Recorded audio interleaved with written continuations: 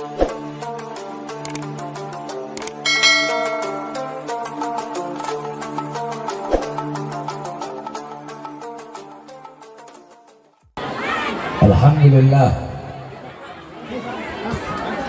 Alhamdulillahil ahad, wassalatu wassalam ala man fis sama ismuhu Ahmad wa fil ardi ismuhu Muhammad wa ala alihi wa sahbihi wa ba'd.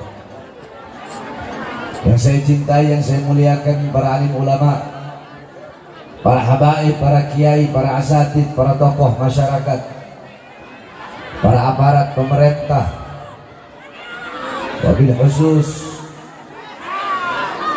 sahibul bait beserta seluruh panitia peringatan Maulid Nabi besar Muhammad sallallahu alaihi wasallam, beserta seluruh jamaah kaum muslimin muslimat, bapak-bapak, ibu-ibu, dan khususnya para pemuda-pemudi baginda Nabi besar Muhammad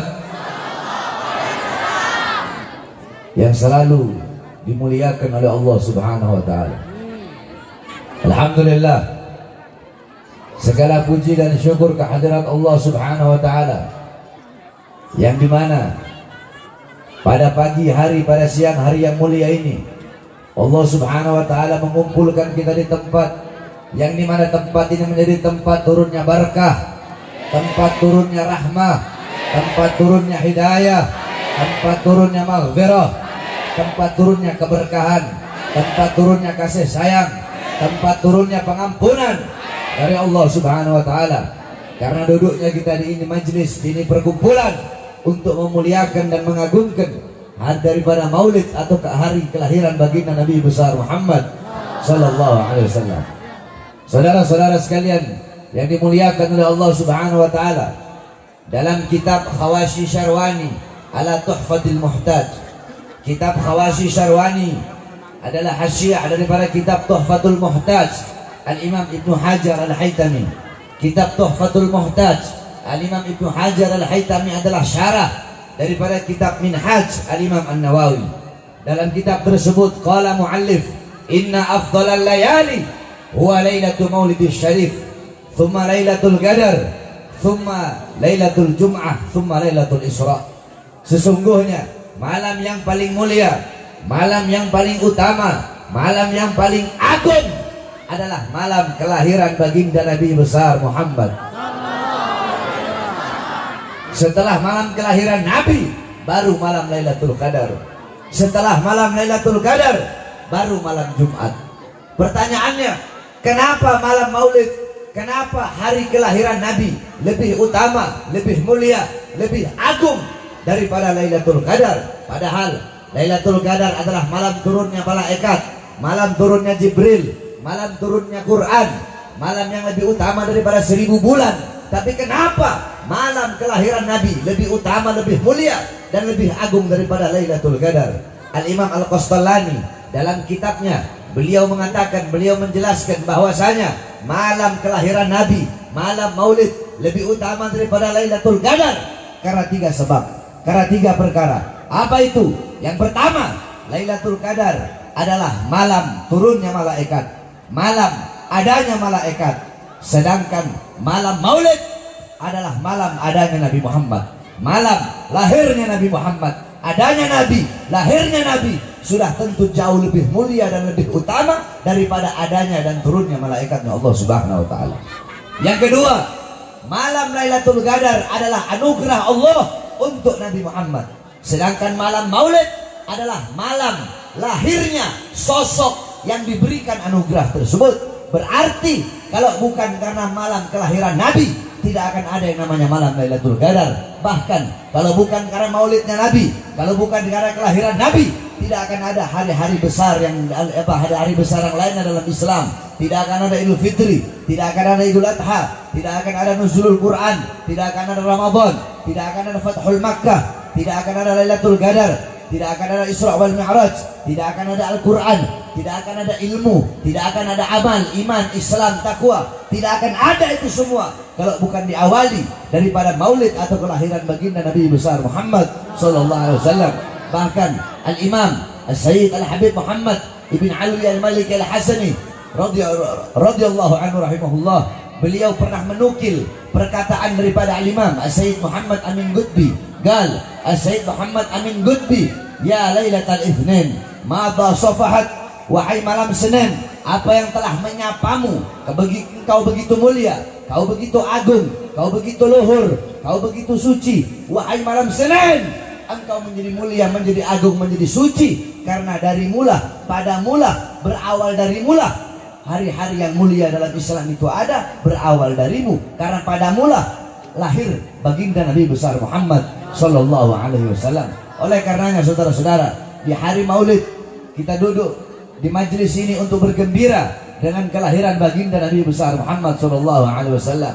Bersyukur kepada Allah atas lahirnya cahaya alam semesta, yaitu baginda Nabi besar Muhammad, yang memerintahkan kita untuk berbahagia dengan lahirnya Nabi. Yang perintahkan bukan para ustadz, bukan para kiai, bukan para habaib, bukan para ulama, bukan para a'immah, bukan a'immatul arba', bukan Imam Maliki, bukan Imam Hanafi, Maliki, Syafi'i, Hambali, bukan para asfiya, bukan para tabi'in, bukan para tabi'in, bukan para sahabat, bukan Nabi Muhammad, bukan para anbiya, bukan para mursalin, bukan juga para malaikat, tetapi yang memerintahkan kita bergembira dengan lahirnya Nabi, dengan adanya Nabi. Yang memerintahkan adalah Allah Subhanahu wa taala. Dalam Al-Quran Allah berfirman, "Qul bifadlillah wa birahmati fabidzalika falyafrahu." Katakanlah, dengan karunia Allah dan dengan rahmat Allah, maka dengan karunia dan rahmat tersebut falyafrahu, bergembiralah, berbahagialah dengan adanya karunia dan rahmat Allah Subhanahu wa taala. Apa karunia Allah? Karunia Allah adalah ilmu. Karunia Allah adalah Islam. Karunia Allah adalah iman. Maka dengan adanya ilmu, dengan adanya Al-Quran, dengan adanya Islam, dengan adanya iman, berbahagialah, bersukalah, bersukacitalah, bergembiralah. Terus apa rahmat Allah dalam ayat tersebut? Dalam kitab Tafsir bil Ma'thur Al-Imam Baghawi, kitab Ma'alimut Tanzil, dijelaskan bahwasanya rahmat Allah dalam ayat tersebut sebagaimana dalam ayat yang lain Allah berfirman, "Wa ma arsalnaka illa rahmatan lil alamin." Tidak aku utus engkau wahai Muhammad kecuali engkau rahmat bagi seluruh alam semesta. Maka dengan adanya Nabi Muhammad sebagai rahmat Allah yang terbesar, rahmat Allah yang teragung, rahmat Allah yang termulia, falyafrahu, maka hendaklah mereka bergembira, hendaklah kita berbahagia, bergembira dengan adanya karunia dan rahmat Allah, yaitu baginda Nabi besar Muhammad Sallallahu Alaihi Wasallam. Saudara-saudara, kita duduk di ini majelis memuliakan, mengagungkan kelahiran baginda Nabi besar Muhammad Sallallahu Alaihi Wasallam, yang memerintahkan bukan para ustadz, bukan para kiai, bukan para ulama, bukan para habaib, bukan para asrafun salih, bukan para a'immatul arba', bukan Imam Hanafi, Maliki, Syafi'i, Hambali, bukan para tabi'in, bukan para asfiya, bukan para sahabat, bukan Nabi Muhammad, bukan para malaikat, tetapi yang memerintahkan kita untuk memuliakan, untuk mengagungkan kelahiran baginda Nabi besar Muhammad. Yang pertama kali memuliakan dan mengagungkan kelahiran Nabi adalah Allah Subhanahu wa taala, tetapi Allah memiliki cara tersendiri untuk memuliakan dan mengagungkan hari kelahiran baginda Nabi besar Muhammad. Bagaimana cara Allah untuk memuliakan dan mengagungkan maulidnya Nabi Muhammad SAW? Allah memiliki cara. Bagaimana cara Allah? Wulida sallallahu alaihi wasallam Yawm al-Itsnin 12 min syahr Rabiul Awwal amal fil. Nabi Muhammad SAW beliau lahir pada hari Senin tanggal 12 bulan Rabiul Awwal pada tahun gajah. Wa summiya ama wiladati amal fil li'anna al-malik al-Habasyah ja'a ila al-Ka'bah ja'a ila Makkah lihadbil Ka'bah. Dinamakan tahun kelahiran beliau sebagai tahun gajah karena Raja Habasyah bersama pasukannya datang membawa pasukan gajah untuk menghancurkan Ka'bah. Fa'ahlakallahul jaysh. Allah hancurkan pasukan gajah tersebut dengan apa? Dengan burung ababil yang Allah utus membawa batu dari neraka Sijil. Satu ekor burung membawa 3 buah batu. Satu batu di mulutnya, satu batu di kaki kanannya, satu batu di kaki kirinya. Ketika itu burung lemparkan itu batu, jatuh di atas kepala, tembus sampai ke kakinya pasukan gajah. Faja'alahum ka'asfim ma'kul. Allah jadikan, Allah binasakan, Allah hancurkan, Allah jadikan para pasukan gajah bagaikan daun yang dimakan ulat, berlubang ketika batu itu tembus di kepala, jatuh di kepala, tembus sampai ke kaki mereka. Allah hancurkan, Allah leburkan para pasukan gajah di hari kelahiran Nabi Muhammad SAW.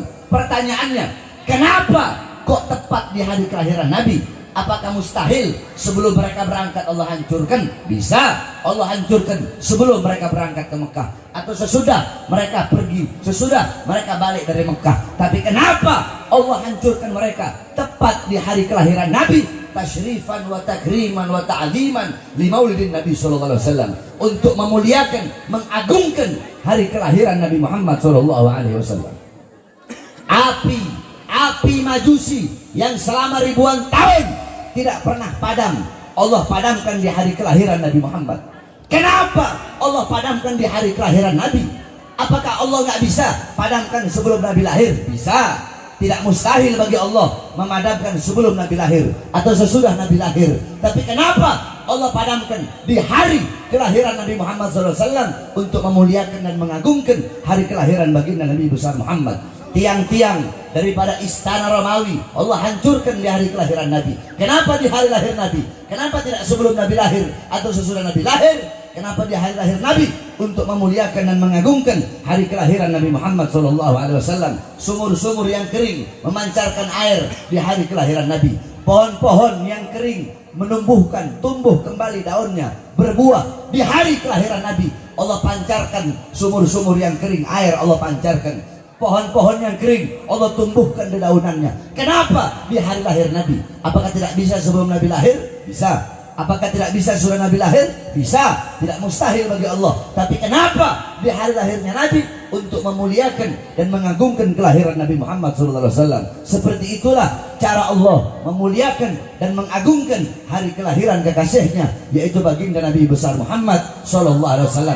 Maka intinya, jikalau kita duduk di ini majelis intisari maulid, jikalau intisari maulid adalah berbahagia dengan lahirnya Nabi, maka berarti Allah yang memerintahkan maulid. Kenapa? Karena Allah lah yang pertama kali Allah yang pertama kali memerintahkan bergembira dengan ada rahmatnya, yaitu baginda Nabi besar Muhammad SAW. Jikalau intisari maulid adalah memuliakan dan mengagungkan kelahiran Nabi Muhammad, maka berarti yang pertama kali zat yang memuliakan dan mengagungkan serta bermaulid kepada Nabi adalah zat Allah Subhanahu wa taala. Kalau intisari maulid adalah mengagungkan dan memuliakan hari lahirnya Nabi, maka Allah yang pertama kali bermaulid, karena Allah lah yang pertama kali memuliakan dan mengagungkan kelahiran baginda Nabi besar Muhammad sallallahu alaihi wasallam. Oleh karenanya kita duduk di sini bersyukur kepada Allah atas lahirnya Nabi Muhammad, sebagaimana Imam Busiri radhiyallahu an dalam Qasidah Muhammadiyahnya beliau katakan, Muhammadun syukruhu fardun alal umami. Muhammad bersyukur dengan adanya beliau, wajib bagi setiap umat untuk bersyukur dengan adanya baginda Nabi besar Muhammad. Oleh karenanya saudara-saudara, di negara Indonesia yang kita cintai ini, kalau udah masuk bulan Maulud Rabiul Awal, itu sampai Rabiul Akhir, sampai terus Jumadil Awal, Jumadil Akhir, terus tidak berhenti. Kalau udah masuk bulan Maulud, setiap ganggang, setiap setiap lorong-lorong, setiap desa, setiap RT RW, setiap kelurahan, setiap desa, setiap camat, setiap wilayah, setiap kota, setiap daerah, dari Sabang sampai Merauke, semua umat Islamnya pasti merayakan Maulid Nabi besar Muhammad. Oleh karenanya umat Islam Indonesia menjadi salah satu umat yang dicintai oleh baginda Nabi besar Muhammad SAW. Sebab kenapa? Sebab tidak ada negara di seluruh dunia ini yang lebih banyak ketika bulan Maulid merayakan lahirnya Nabi, merayakan Maulidnya Nabi. Tidak ada negara yang lebih banyak merayakan Maulid Nabi seperti negara kita, yaitu Negara Kesatuan Republik Indonesia. Akan tetapi saudara-saudara, sayang seribu sayang, sungguh sayang seribu sayang, di negara yang mayoritas muslim, di negara Indonesia yang dimana ini adalah negara demokrasi, negara Indonesia yang dibangun oleh para ulama, negara Indonesia yang tanahnya telah dicuci dengan darah para syuhada, darah para pahlawan, darah para ulama, darah para santri. Di Indonesia kemarin ada satu orang cucu Nabi Muhammad SAW, yang dimana ketika beliau sedang beliau memuliakan, mengagungkan hari kelahiran kakeknya, beliau bikin acara maulid Nabi Muhammad untuk berbahagia, untuk bersyukur, untuk bergembira dengan lahir kakeknya, dengan lahirnya Nabi kalian, Nabi Muhammad SAW. Beliau membuat acara, malah beliau di penjara. Siapa beliau? Beliau satu-satunya Habib yang masuk penjara karena merayakan maulid Nabi, dan itu hanya terjadi di Indonesia. Beliau adalah Al-Habib Muhammad Rizik bin Hussein bin Syihab, saudara-saudara. Saya tanya, ini perbuatan zalim apa tidak? Zalim apa tidak? Zalim apa tidak? Ini adil apa tidak? Adil apa tidak? Alasannya PSBB. Sedangkan tenaga kerja dari asing terus-terusan dikirim negara Indonesia. Sedangkan masih banyak pribumi, pemuda-pemudi kita yang pengangguran tenaga kerja terus dikirim dari asing, saudara. Adil apa tidak? Adil apa tidak? Habib Rizik bikin maulid Nabi Muhammad, dijebloskan ke dalam penjara. Sedangkan mal-mal tetap buka. Sedangkan banyak warung-warung kecil tutup. Kemarin warung-warung kecil ditutup, mal-mal besar tetap buka. Kenapa? Karena warung-warung kecil milik rakyat Indonesia, sedangkan mal-mal milik asing, sehingga kita pribumi Indonesia menjadi budak di negara kita sendiri, saudara. Jadi pemerintah itu harus adil, betul? Betul? Jangan hukum itu hanya tajam. Kalau tajam ke bawah, tumpul ke atas, betul? Giliran ada yang PPKM-nya giliran yang berkerumunannya pemerintah dibiarkan. Giliran ulama habaib bikin maulid Nabi, Habib Rizik memasukkan penjara, saudara-saudara. Bahkan saya, Bahar bin Smith, baru 2 hari keluar dari penjara udah dimasukkan lagi ke dalam penjara. Alasannya apa? 1, alasannya PSBB katanya. 2, alasannya ceramahnya Habib Bahar, ceramah provokasi, ceramah yang meresahkan masyarakat. Saya tanya, engkau semua kalian masyarakat Indonesia, kalian rakyat Indonesia apa bukan? Rakyat apa bukan? Rakyat apa bukan? Masyarakat apa bukan?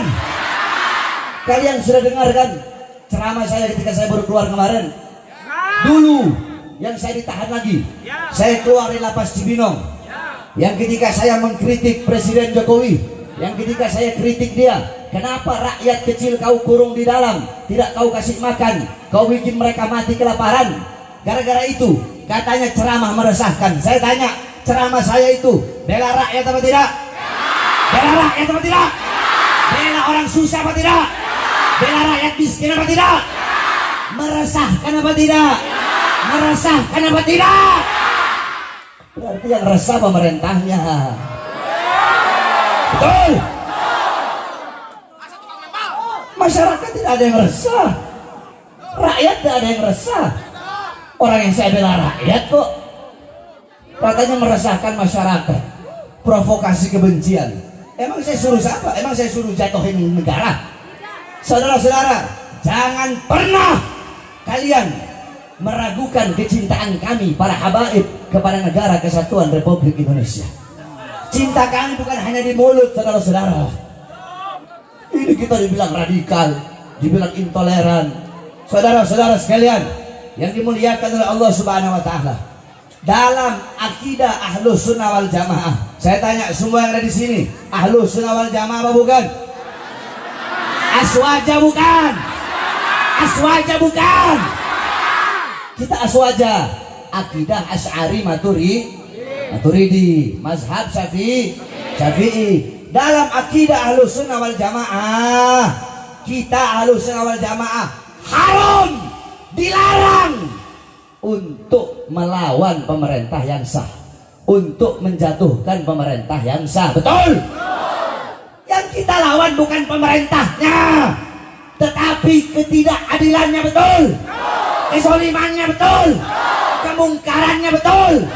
Kebijakan-kebijakan kalian yang menyengsarakan rakyat, itu yang kami lawan. Kebijakan-kebijakan kalian yang pro kepada asing, sehingga rakyat merana, kalian hidup kenyang, rakyat kelaparan, kalian hidup senang, rakyat susah. Kalian di masa corona, kalian di masa pandemi, di masa corona, di masa pandemi, kalian tambah kaya, sedangkan rakyat tambah susah. Itu yang akan kami lawan sampai titik darah penghabisan, saudara. Siap lawan kezaliman, siap lawan kemungkaran, siap lawan ketidakadilan, siap hancur, siap binasa, siap mati. Allahu Akbar, Allahu Akbar, Allahu Akbar. Ini penista agama dilindungi, betul? Hukum tajamnya ke kanan, tumpul ke kiri. Penista-penista agama karena berada di pihak kekuasaan, walaupun berkali-kali dilaporkan, tidak diproses, betul? Kenapa? Karena mereka berada di pihak kekuasaan. Kalau kita orang yang selalu mengkritik penguasa, ngomong ini, masuk, diperiksa, dilaporkan, diperiksa dari saksi, langsung jadi tersangka. Jadi tersangka dimasukkan penjara, langsung, saudara-saudara, secepat kilat. Kenapa? Karena kita, jawabannya hanya satu, karena kami tidak berada di pihak kekuasaan. Jawabannya hanya satu, kenapa? Kami tidak bisa disuap, kami tidak bisa dibeli. Kenapa? Dalam darah, di dalam tubuh kami, dalam tubuh Habib Rizik Syihab mengalir darah suci baginda Nabi besar Muhammad SAW. Kakek-kakek kami sudah biasa dibunuh, saudara-saudara. Di penjara biasa kami. Kami punya kakek-kakek udah biasa dibunuh.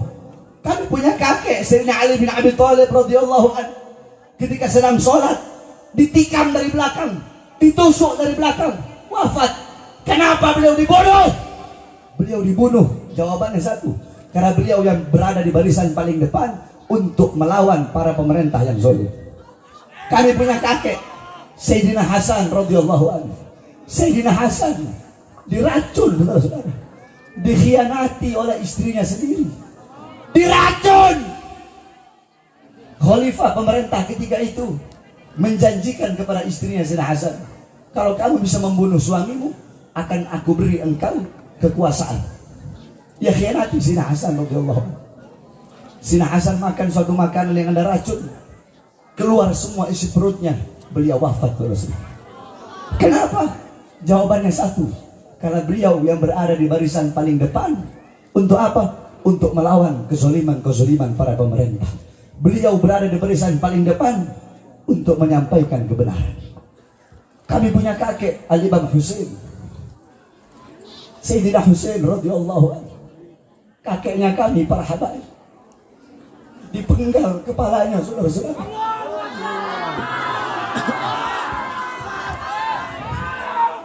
Kepalanya dipenggal. Anak beliau yang masih bayi, Sayyidina Ali al-Asghar, beliau angkat di hadapan para musuh. Beliau berkata, jikalau kalian ingin memerangiku, perangilah aku, tapi jangan perangi anakku yang tidak berdosa. Anakku ini dalam keadaan kehausan. Tidakkah ingin, tidak adakah belas kasihan kalian untuk memberi anakku ini minum? Yang diterima bukan minuman, tetapi anak panah, saudara. Anak panah terkena di leher anak Sayyidina Husain yang ketika itu masih bayi. Beliau disembelih kepalanya, ditancapkan di tombak, dipertontonkan. Anak-anak perempuan beliau dirantai, ditawan nenek-nenek kami. Anak beliau Imam Ali Zainal Abidin dimasukkan penjara, saudara-saudara. Itu kakek-kakek kami. Mereka biasa dibunuh, mereka biasa dipenjara. Kenapa? Karena mereka yang berada di barisan paling depan untuk menyampaikan kebenaran, melawan kezaliman, kebungkaran. Mereka tidak pernah tunduk kepada kezaliman para pemerintah. Darah beliau, darah beliau, darah pejuang mereka, darah darah keberanian mereka mengalir dalam tubuh Habib Rizik, mengalir dalam darah daging kami. Oleh karenanya kami para habaib bersumpah demi Allah, selama kedua mata kami masih terbuka untuk melihat ketidakadilan, untuk melihat kemungkaran, untuk melihat kezaliman, melihat penderitaan rakyat, melihat kesengsaraan rakyat, melihat para ulama dinistakan, maka selama itu juga kami akan tegak berdiri melawan kezaliman, tidak akan pernah berhenti sampai mati, tidak akan mundur walaupun harus hancur, saudara-saudara. Oleh karena saya sampaikan kepada engkau semua, cukup. Bangkit, bangun kalian. Sekarang adalah saat bagi kita untuk sama-sama berjuang untuk bangsa, betul? Berjuang untuk rakyat, betul? Berjuang untuk Indonesia, betul? Kita orang nggak berjuang. Kau pikir saya berjuang untuk diri saya sendiri? Hah? Buat apa saya ambil risiko masuk penjara? Buat apa? Saya tahu risikonya bakal masuk penjara. Itu minimal, risiko minimal. Risiko paling besar saya mati dibunuh. Tapi saya ambil risiko itu. Untuk apa? Untuk membela agama kakek saya. Untuk apa? Untuk membela bangsa, rakyat daripada negara yang sangat saya cintai, yaitu negara Kesatuan Republik Indonesia.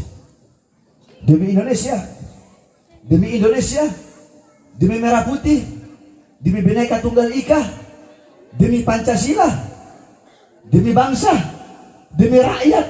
Jangankan cuma di penjara atau dibenci atau dihina atau dicaci maki, demi bangsa, demi rakyat, demi Indonesia, demi NKRI, demi Garuda, demi Merah Putih, demi Pancasila, demi Allah, jangankan di penjara, dicaci, dimaki, darah, nyawa, jiwa Bahar bin Smith murah, saudara-saudara. Nyawa jiwa saya murah demi bangsa, rakyat, dan negara Kesatuan Republik Indonesia.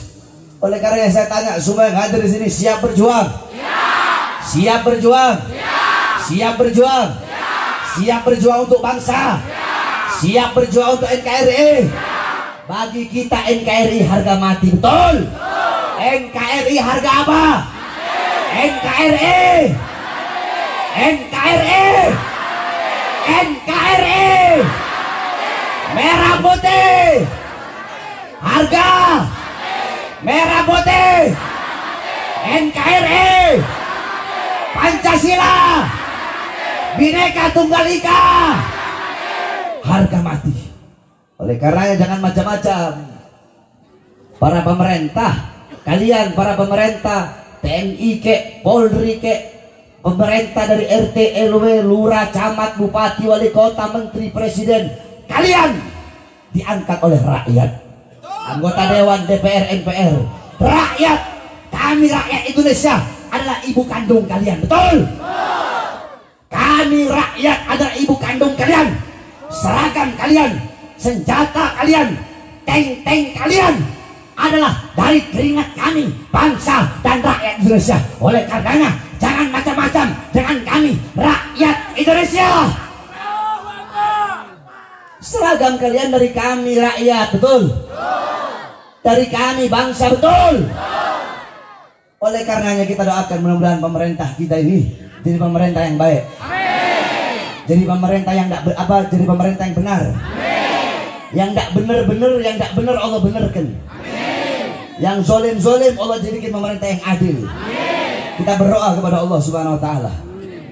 Kalau ada pemerintah yang zolim, mudah-mudahan kalau mereka nak mau bertobat, Allah hancurkan mereka. Allah binasakan mereka, saudara-saudara. Kalau ada yang tidak amanat, udah dikasih peringatan. Kau yang amanat, udah dikasih peringatan, tetap tidak amanat, udah didoakan, tetap tidak amanat. Ya kita doakan biar Allah hancurkan, betul?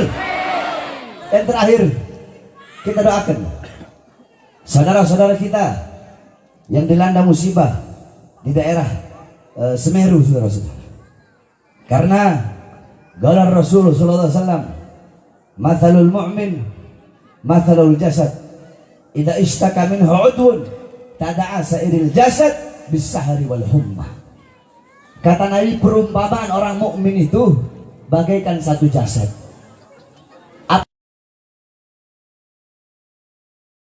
Sakit, maka seluruh anggota tubuhnya akan merasakan sakit.